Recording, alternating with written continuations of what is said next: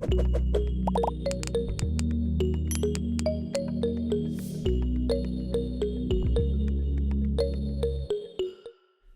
my name is Gabriel Weber Costa. I'm an evaluation researcher at the Center for Learning on Evaluation and Results for Lusophone Africa and Brazil. And in this video, I'll talk about monitoring and evaluation, M&E, and how we can use them to inform decisions in climate action. In the first video of this series, we discussed the importance of using evaluative thinking to help generate transformative action in relation to climate change, especially given the complex nature of relations between humans and natural systems. In this second video, I'll talk about the tools that we use to apply evaluative thinking in practice through monitoring and evaluation, which are the tools that we actually use to generate the evidence. I will begin by presenting what is evidence and what are the main sources of evidence that we can use to inform decisions. Then I'll go over the concepts of and the differences between monitoring and evaluation, how these tools are used to generate the evidence to support decision making, and how we can use evaluation to answer different kinds of questions. So as you know, we must use evidence systematically to guide and inform the decisions we make in our programs, to help explain what's working, what's not working, what needs improvement. But we can take a step back here and ask what exactly is evidence and how do we obtain it? We can think of evidence as information that is produced by rigorous methods aiming at reducing biases and maximizing objectivity. Some key elements of evidence are that it must be objective, reliable, verifiable. So first we have that evidence. The evidence that we rely on when making decisions must be of high quality. It's not just about the quantity of information, it's also about the quality of information that we rely on. We also have the evidence. That evidence must be relevant to the decisions that have to be made, and that evidence must be reliable, meaning that it is consistent, accurate, and unbiased. Evidence must come from credible sources, such as official government data. We can use data produced by international organizations. We can use satellite data, for example. And it's also important to always cite the sources, the author and the date of the data, of the information that we use. Lastly, we also have that evidence must be up to date. It must be current to reflect reality as it currently is. So for example, census data, if we look at data from a few years ago, it might be outdated to the context that we're analyzing. So internal evidence can be collected to complement that in certain cases. There are various types of evidence that we can use, including quantitative data, qualitative data, feedback from stakeholders, best practices. But evidence can come from both outside or inside the program. When you use evidence that comes from outside the program, we can refer to it as external evidence or evidence that comes from external sources. And evidence, examples of this type of evidence can include, for example, the literature, such as academic research, studies, external evaluations. We can also use insights from experts in the field. And the important thing about external evidence is that it can bring objectivity and a broader perspective into the decisions that we make. It can help us see how the program fits into the larger context, and it can help us identify best practices. So if we take an example of a forest conservation project, for instance, we can look for evidence in the literature of successful interventions about forestry management, climate change, and biodiversity, for example. And in this context, it's possible to search for projects with the same objectives of conservation. They might be good sources of evidence. And if available, we should always look for studies that have a similar context in terms of geographical region, timing of implementation, types of actors involved. So all of this is related to external evidence. Then we have internal evidence. So evidence that originates within the program itself. It can be referred to as internal evidence or evidence that comes from internal sources. An example of internal sources can include program data, such as data about the beneficiaries of the program, the implementation of the program, or any other type of relevant information from the program generated within the program itself. And this data can be collected from monitoring, through processes, records, lessons learned, and so on. It can also come from internal evaluations and from data collected from people directly involved in the program, such as the beneficiaries of the program staff, or maybe even volunteers. And the important thing about internal evidence is that it's unique because it offers a first-hand perspective on the program's operations and impacts. It can be highly relevant and specific to the program's context.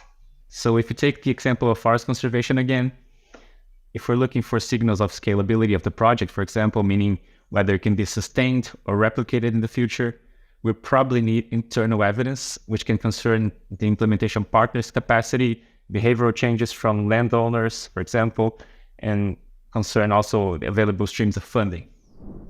So in terms of monitoring and evaluation, it can be understood as a set of tools for generating evidence in the decision-making process. So in that sense, M&E are complementary strategies, and I'll now go into both of them in more detail. In terms of monitoring, the basis of monitoring are indicators. And indicators are quantitative or qualitative factors or variables of interest related to the intervention and its results or to its context.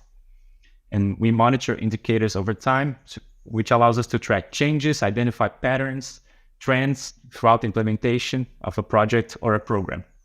And in this sense, monitoring is a continuous and a systematic process of generating evidence from within the program to inform decisions by tracking indicators.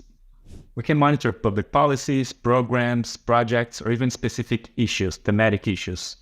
A well-known example is the Sustainable Development Goals, the SDGs. One of the 17 SDGs is SDG 7, related to ensuring access to cheap, reliable, sustainable, and renewable energy for all. And SDG 7 has a series of related indicators that allow for monitoring progress over time on a given population access to energy, as well as comparing between countries and regions, for example. There are several monitoring panels that allows us to monitor these types of indicators related to SDG 7 and the other SDGs. So in the slides, we can have a look at an example of this type of panel of monitoring. One example of indicator related to SDG 7 measures the proportion of the population that has access to electricity, for instance, as you can see in the slides. As for evaluation, we can think of evaluation as a systematic and objective assessment that seeks to answer specific questions about a program. Evaluation is a rigorous study that draws on quantitative and qualitative data to determine the value of a program in aspects related to its design, its implementation, or even its results. As such, evaluation also generates evidence about an intervention, about a program, providing credible and useful information for decision-making. The starting point of an evaluation is always the evaluation question. So an evaluation question guides what data has to be collected, what data has to be analyzed, and which kinds of results must be reported. So choosing an appropriate evaluation question precedes the actual execution of the evaluation. It is the question that gives meaning to what we want to answer in the evaluation. As you'll see in the next video of this series, different types of evaluation can be used in different stages of the program cycle to inform decision-making. But for now, I'll go over a few examples of evaluation questions and how they relate to different types of evaluation. Ex-ante evaluations take place before the program is implemented.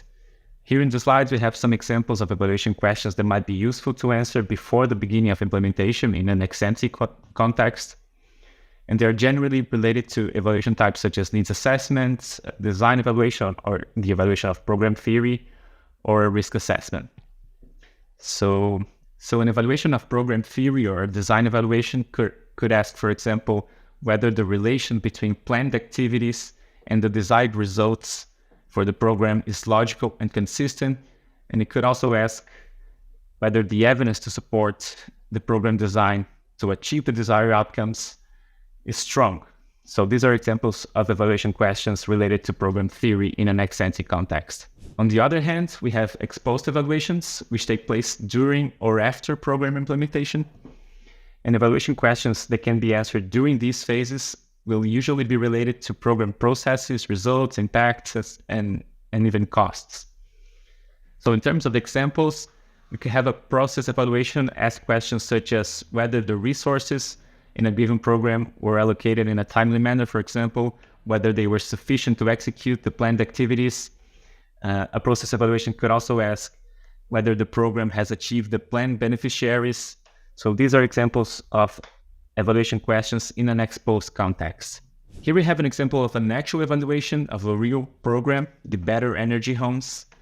This program provides assistance to homeowners to retrofit their homes, aiming at reducing energy use and greenhouse gas emissions, while improving comfort levels within their homes and making significant savings on energy costs. This specific evaluation wanted to explain whether the program was actually able to reduce energy use among the beneficiaries. And this is the type of evaluation question that is answered by an impact evaluation, which requires sophisticated econometric methods of analysis.